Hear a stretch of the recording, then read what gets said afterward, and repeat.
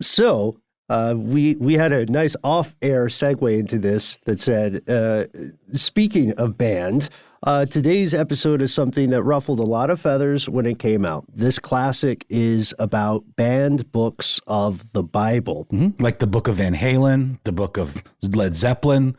No? Okay. You know, why not throw those in there for some books, version? Never mind. There's the Book of Banned Books, which was kind of shooting itself in the foot from the get-go, I think. It was a little meta.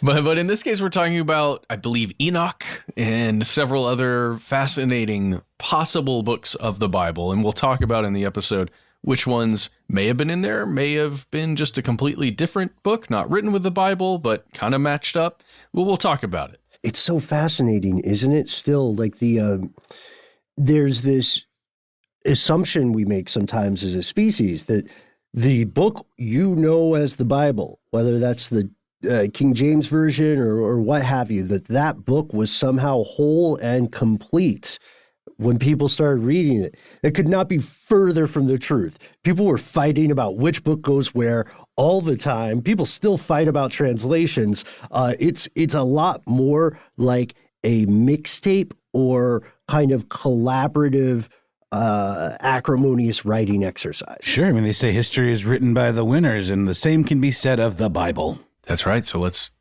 dig into it. It's long. The Bible. The episode is actually pretty moderately sized. So enjoy. From UFOs to ghosts and government cover-ups, history is riddled with unexplained events. You can turn back now or learn the stuff they don't want you to know.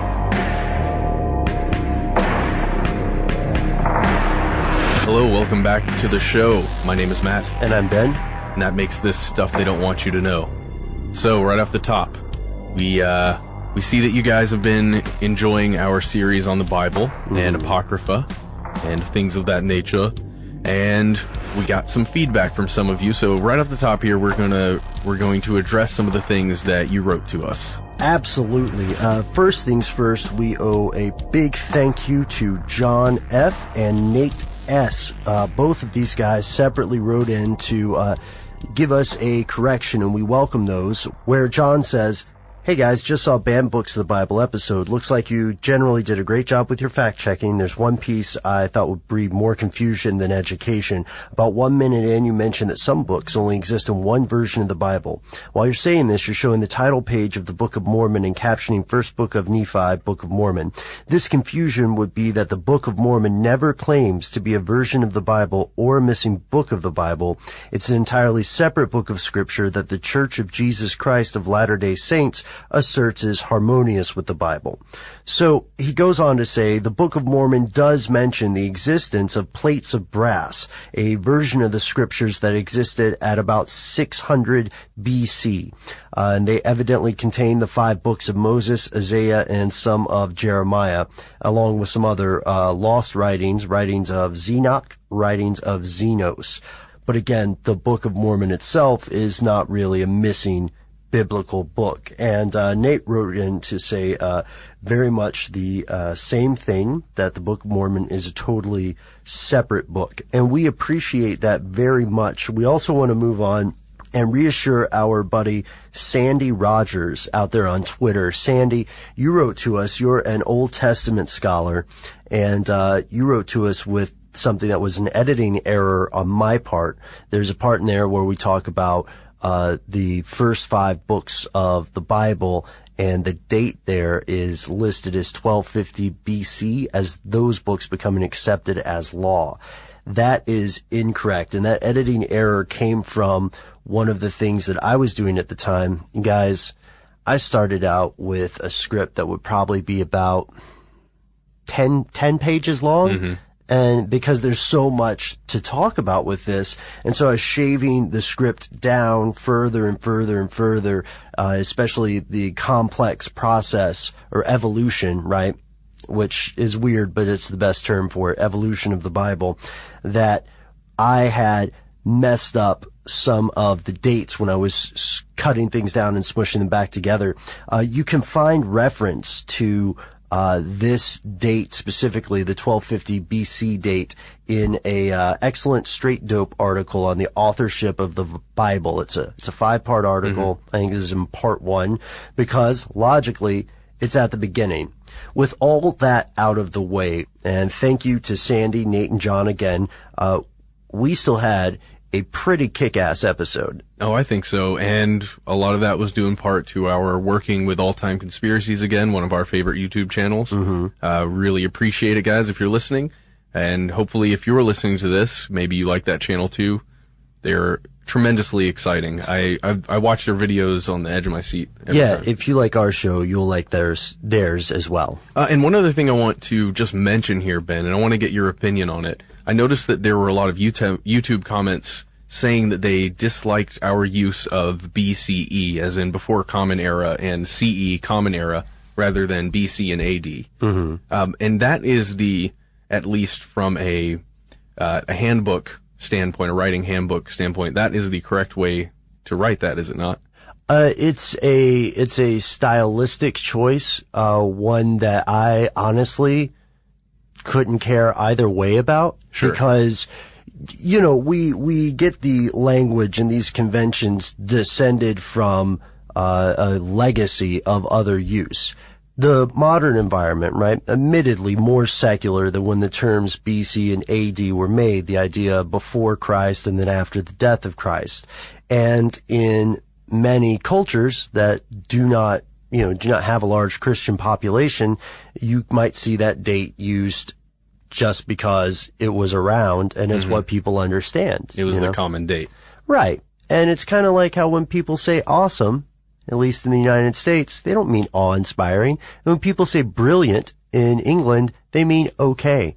Yeah. This is an interesting question for you to bring up here, because from what I understood when I was looking at a lot of the comments, people thought it was going out of the way to be politically correct. Yeah, that's what I saw mostly. But I think, again, what is the name of that style guide that all good writers use? There's MLA and there's APA. The APA is the one that I've always ended up using. But I know in there, it states that CE and BCE are the correct way now. Yeah. And you'll see BCE and CE in quite a few academic papers as well. For our purposes, I don't mean to sound disrespectful to either secularist or the religious, but for our purposes, they're, at least as far as I'm concerned, they're markings in time. But I know that a lot of other people care much more deeply about this. And if there's an overwhelming thing, if you have an overwhelming reason why you think we should use BCE and CE or BC and AD, then please write in. Because, Matt, I think this is something a little closer to you than it is to me. To me, it's kind of either way.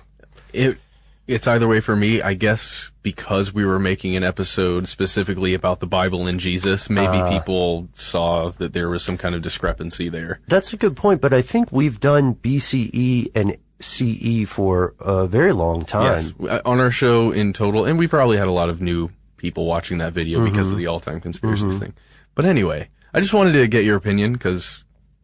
Yeah, I'm interested. I'm interested to see what people think. The point of it being bad for the sake of political correctness, I guess that's a valid perspective for sure. I could see it, but that's not why we were doing it. Sure. Or that's not why I was doing it. I don't know. I don't know what the motivation is. I hear you. All right, well, let's jump into some of the core of what we talked about in our video series. And the first thing that we looked at is Apocrypha. And what is Apocrypha? Apocrypha would be, if you defined it, the writings or statements that have dubious authenticity. I really like that phrasing, dubious authenticity. Yeah. We're not really sure who wrote this. That's very polite. Yeah, exactly. Right? It's very BCE. Oh, man. But it has another meaning as well in the proper sense when it's capitalized. It can refer specifically to books that were included in the Septuagint and the Vulgate, but excluded from the Jewish and Protestant canons of the Old Testament, right? That's right. And there are a lot of early Christian writings that were not included in the New Testament. Right. And the origin of it, the etymology, is Latin, and it means secret, not canonical. Comes from Greek. Apocryphos, obscure, to hide away. Apocryphos is one of my new favorite words. I know, it sounds like a DC villain, doesn't it? Oh, yeah. Apocryphos. Yeah, so we know that Apocrypha can have a very specific definition depending upon one's denomination.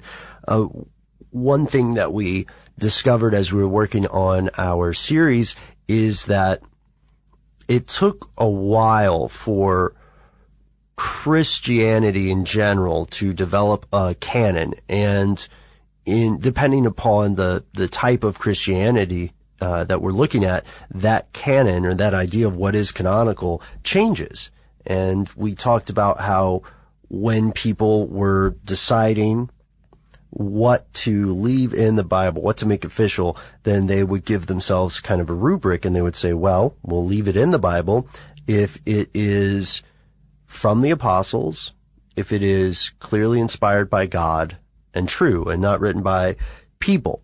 Okay, let's put it this way, Ben. I'm going to come to you with some books, and these are these are writings, early writings that I want to have included in the Bible. Mm-hmm. And here are some reasons that you say, no, dude. Okay, all right, I'm into it. So I come with you with this book, and it's obviously fraudulent. It was created far after the original works that are already included in what you think should be the Bible. And they're made to create some kind of political point or stance, or maybe a statement, maybe even to sucker somebody into believing a certain thing. Ah, I see. Okay, but they're obviously fraudulent. Okay, like let me write the end down here. Yeah. Real quick. Okay. Yeah, I see. Or if I came to you with a book that you believe is not inspired by God or written instead by a man or somebody that you know to be a man. Just a human being, you're like, okay, that's Bob over there. He definitely wrote this. Yeah, that's probably not going to go in. Okay, so something like, and Mary spake unto the masses saying, Bob is awesome. And I mean that in the real sense of the word. Especially if it's quoting Jesus, perhaps. I right? see. I mean, you can't put that in the Bible. Okay. Here's another reason. I bring a book to you that has glaring errors, like historical errors in them. So, such as the Book of Judas, where it said Nebuchadnezzar II was the king of, Nineveh? I don't know how to say it. Nineveh. The king of, rather than Babylon, which see. He was the king of Babylon, at least historically. Ah, okay. I see what you're saying. So, matters of known secular fact, for instance, are wrong, or maybe these books contradict things that are already set forth and agreed on in the canon. Exactly. Perhaps someone was trying to rewrite history, as we have seen people are wont to do sometimes. Mm-hmm. The last thing is if it's heretical, or it's against the doctrine that's already in place. I see. Yeah, you really don't want to mess with the current canonical belief system, because you do that, and back in the day, there were probably some serious consequences. Oh, yeah, I see what you're saying. So we also have examples of some of the books that were banned.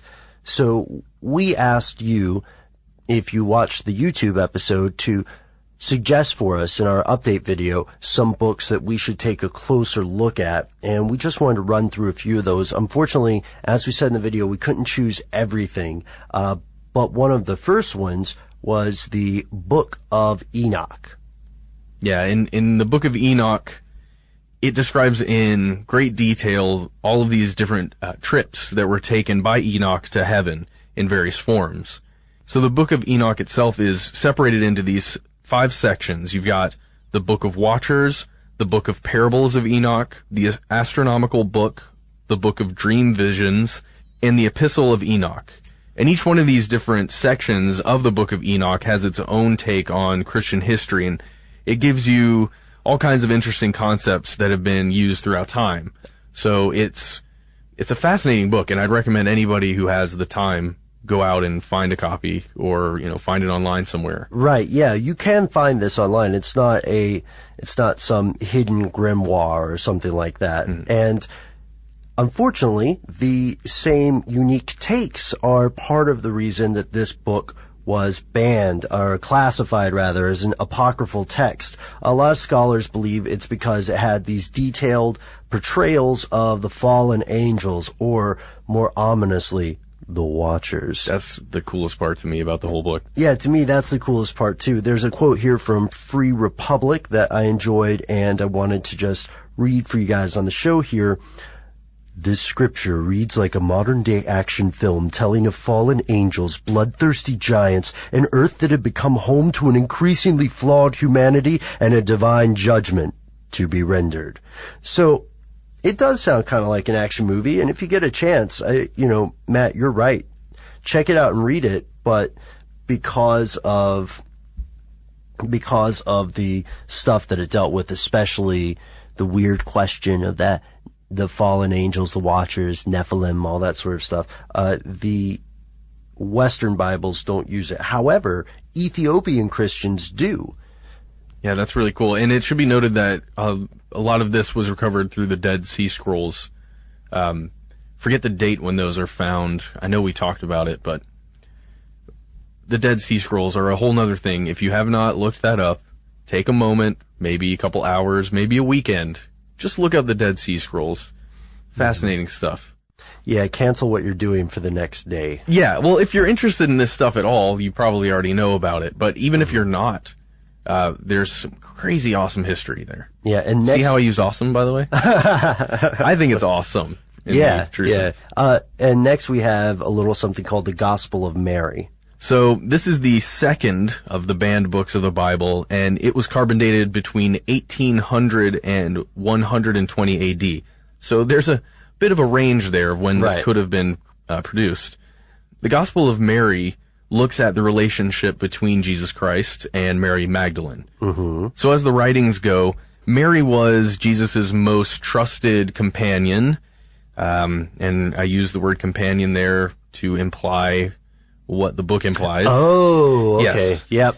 And a lot of the other apostles really didn't like that fact, and they despised her. So in the Gospel of Mary, Jesus reminds the apostles that the inner self is comprised of a couple of things: the spirit, the soul, and the mind. And ultimate salvation, he says in this, that it comes from within each person. So it's not something that you can go out and get. You have to find it inside yourself. And it's not something you need an intermediary, exactly, like a clergy for. If it's inside you, nobody has to excise it. You just have to find it. And that was kind of a heavy blow to the Book of Mary Magdalene when people are looking at whether or not it should go in the Bible. Yeah, not to mention the way that it contradicts some of the more patriarchal teachings that became doctrine for a long time. And it's sort of a Gnostic text, too. The idea that Mary Magdalene might have been an apostle, maybe even one of the top dog apostles.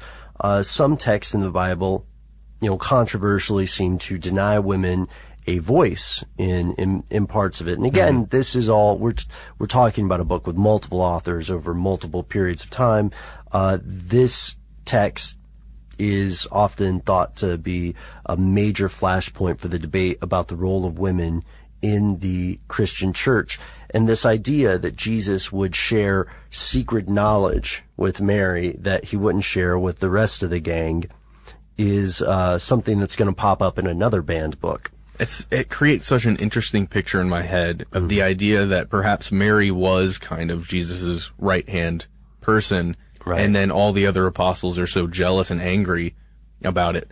They just throw accusations. She's a prostitute. Oh, she's a bad person. I'm not saying that is true in any way. Right. I think it just creates a very interesting picture. Yeah, definitely. And then there's the Infancy Gospel of Thomas. The gist of it is sort of a young Jesus as a kid, and again, not to be disrespectful in any way, it made me think of when TV shows have the young version of something come out, like young Indiana Jones. Yeah. And those things, those prequels and stuff, and they don't quite take off successfully either. Yeah. And there's it's not just that Jesus was a young person in this, before he turned in his 30s and stuff. Mm-hmm. Instead, this is because it depicts the Infancy Gospel of Thomas depicts Jesus in a much different light in terms of behavior and everything. Well, yeah. Okay, well, let's just go ahead and say what it is that was in there, some of the things. So the book deals with a strong-willed young Jesus, who did a couple of things. One in particular may not be good for at least the story of Jesus. It says that around age 5, Jesus may or may not have pushed another kid off of a roof, killing him. And then bringing him back to life, Jesus style. And that's pretty disturbing, especially to be included in the idea already of this picture that's been painted of Jesus, as this somewhat non-violent guy. Mm-hmm. And I think that's a really good point, man. Oh, I'm sorry. Is that a sin? Killing somebody? And then if you bring him back to life, is it still a sin? Can you imagine the debates that would have to occur? Wow. That's a deep question too. And the idea that it could set such a precedent in the church at large. Wow. That, I see what you're saying. So there's a doctrinal difference there too. And at this point, I think, before we move on to the next one, it's very important for us to say that we are not in any way criticizing an historical Jesus Christ. What we're doing more so is following this sort of wonderful tapestry of things that sprang up, again, from oral traditions and from translations that were not always the best. And sometimes translations of translations. Yeah, definitely. And to me, there's something beautiful about the idea that this sort of thing could exist, and all these other variations of it come out, because what it kind of makes me think of is if we take a book that is clearly written by a person who was a fraudster or something, it's almost like fan fiction, Matt. Yeah, it's so similar to fan fiction. So then, of course, if you're the person in charge of maintaining the actual book after the canon has been decided, then you're not going to include fan fiction.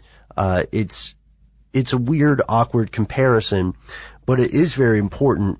We have one more book that you suggested that we wanted to check into, listeners, and that is the Gospel of Judas. Now, we're all familiar with Judas, the guy who betrayed Jesus and got some silver for it, and then hanged himself. Yeah. Okay, so that's the guy that this story is, at least the perspective of Judas. That's what this is about. So there are conversations between Jesus Christ and the apostle Judas Iscariot, and it provides a hard-to-find example of how Jesus interacted with his closest people, his closest allies. Uh-huh.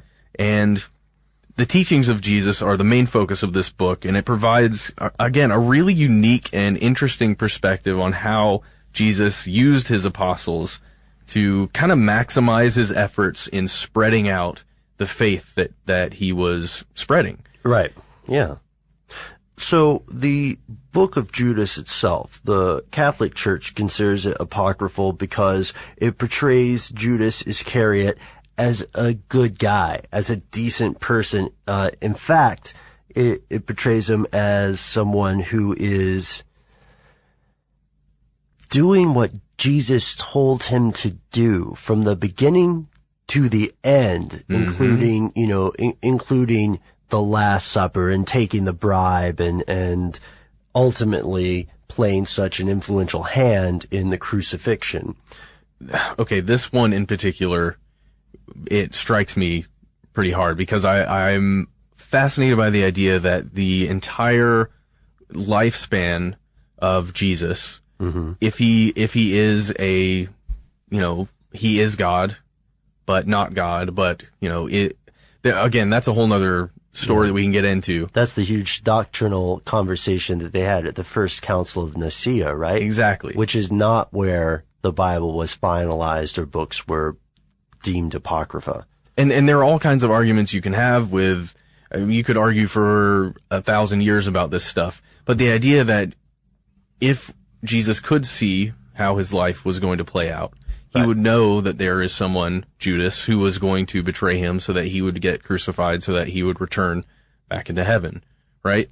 So in this Gospel of Judas is just wonderfully fascinating to me because that idea that in order for Judas to truly trust Jesus and follow along with what he wanted, he just had to do that thing. Yeah, controversial to say the very least about it because, Judas is one of the very complex characters in the narrative of the Bible. And so to flip it, to have this weird M. Night Shyamalan kind of thing with it, where he is not only a good person, but maybe the best of the disciples because he's following orders even unto killing the person who he worships. And this goes straight into Gnosticism, right, Matt? The concept of dualism. Yes. That's where you get as above, so below. Mm-hmm. You get all kinds of fun things from Gnosticism. Sophia, Yaldabaoth, all that stuff. And yin yang even. In yin yang as well, yeah. And so, of course, this book ends up being banned because it's super Gnostic in its tone and content. It set Judas above the other disciples. And, if you have the Catholic Church, for instance, which was founded on the rock with St. Peter, right? Mm-hmm. Well, then having Judas Iscariot then be the primary hidden hero, right? Or the main sidekick, I guess. Mm-hmm. He wouldn't be the hero of the Bible, but the main person. That's not only controversial, but in a lot of ways from the church's perspective, it could be dangerous. Yeah. Oh, yeah. Okay. So I just want to put out here that one of the reasons that all of these apocryphal texts are so interesting is it's a matter of perspective and something we talk about a lot. If you can give yourself enough perspective on any one situation, you're going to realize that once you can see it all from all the angles, it is everything, and especially the Bible, is so much more complicated than if you just look at it from one perspective. I think that's a really good point, Matt. Then also, this brings to mind a question that I was asked years and years ago, and I've been thinking about it ever since. And that question was, to whom does a work belong after it is written? This was for a secular book, with a single author that we know of. And I was having this argument with a couple of professors that I knew. And the argument that they were making is, well, after a book is written, right, a novel, whatever, mm-hmm. The interpretation of it and what it means and the people who own it are the readers or the critics. Now, let's just go ahead and bracket the huge conflict of interest. Of course, a professor or critic or someone whose job it is to analyze literature would say, well, it's up to us. We're the ones, because people like to be important. Yeah. And, it's the same way that someone who sells tires will tell you that you need, tires. Yeah, you gotta get those new brake pads, man. Right. And usually that's true for all the mechanics, and gearheads in our audience. You guys know as well as I do that people don't take care of their tires. But yes. That's a different show. That's a different show. Right. I need to head over to Kaufman, so I'll be back. Which not Kaufman Tires, just this guy we know named Kaufman. He just collects tires. But yes, the point that I make there is that a lot of the debate about Apocrypha, or the debate about banning certain things from a Bible or creating a canonical version of it, goes back to the same old debate about who has ownership or authority over the Bible. And I think that's one of the reasons there are so many splits in the various faiths, as Christianity was growing, because everybody had a different opinion, at least the people in power, and there you go. You get all the varying versions. And what is also exciting is to realize that while history, from our limited perspective, you, Matt, me, everybody listening to this, from our limited perspective, it's easy to mistake history for a static thing or for these large institutions for unchanging things, but it couldn't be further from the truth. They just appear not to move because they have such a longer lifespan than we do. And the truth of the matter is that not only have they changed, evolved, omitted, reversed, and expanded over time, but those same changes are probably not done. We don't know, another version of a Bible may come out. New books may be added, and then even eventually accepted. It really is important to emphasize that the march of history and the growth of institutions is a continual process. It is not something that happened once a few hundred years ago. There are new archaeological discoveries all the time. Yeah, Nag Hammadi, Egypt, 1945. 1945, some of these things were found. Mm-hmm. That's, man, we just got to keep digging. Yeah, we have to keep digging, and we hope that you will keep digging with us. So the verdict, the end of the show here, is that yes, absolutely, there was stuff the early church did not want you to know. And that doesn't mean it was necessarily bad. It's just we're trying to get contradictions out of there. Yeah, it was a group of people, varying groups of people over time that wanted to protect what they thought was sacrosanct. Yeah, and that's the perfect word for it. So we'd like to hear what you think about the Apocrypha. And we'd also like to hear what you think we should be digging into more deeply in the future. Check out our website, stufftheydon'twantyoutoKnow.com, where you can see all of our videos and all of our podcasts. And Matt, we're all over the internet, right? Yeah, we're on Facebook. We're Conspiracy Stuff there. We're at Conspiracy Stuff on Twitter. And that's the end of this classic episode. If you have any thoughts or questions about this episode, you can get into contact with us in a number of different ways. One of the best is to give us a call. Our number is 1-833-STDWYTK. If you don't want to do that, you can send us a good old-fashioned email. We are conspiracy@iHeartRadio.com. Stuff They Don't Want You to Know is a production of iHeartRadio. For more podcasts from iHeartRadio, visit the iHeartRadio app, Apple Podcasts, or wherever you listen to your favorite shows.